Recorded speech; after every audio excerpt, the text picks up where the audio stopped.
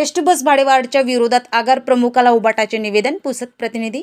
महाराष्ट्र राज्य परिवहन महामंडळाने नुकतीच महाराष्ट्रात एसटी बस भाडेवाढ घोषित केली आहे. त्या एसटी बस भाडेवाढच्या विरोधात उबाटाकडून दिनांक 28 जानेवारी रोजी पुसदच्या आगार प्रमुखाला निवेदन दिले. संपूर्ण महाराष्ट्रात एसटी बस भाडेवाढच्या निषेधार्थ उबाटाकडून दिलेल्या निवेदनात असे म्हटले आहे की एसटी महामंडळाची भाववाढ सर्वसामान्य जनतेला परवडणारी नाही. बसस्थानकातील बसमध्ये स्वच्छता नाही, सुविधा नाही. रस्त्यात बस बंद पडणे, नादुरुस्त बस लांब पल्ल्यावर पाठवणे, बस केव्हाही बंद पडेल याचा नेम नाही.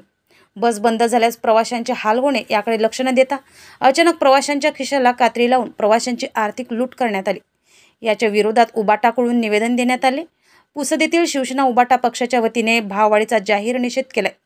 ती भाडेवाढ त्वरित रद्द करण्यात यावी असेही निवेदनातून खडसावले असून तसे न केल्यास तीव्र आंदोलन, रास्ता रोको, चक्काजाम आंदोलन छेडण्यात येईल असा इशाराही या निवेदनातून संबंधित खात्यांच्या मंत्र्यांना दिलाय. येथील आगार प्रमुखाला दिलेल्या निवेदनावर रंगराव काळे, मोहन विश्वकर्मा, राजू वाकडे, विजय बाबर, सय्यद अब्बास, राहुल सहारे, विलास काळे, मालती मिश्रा आदींच्या सह्या आहेत.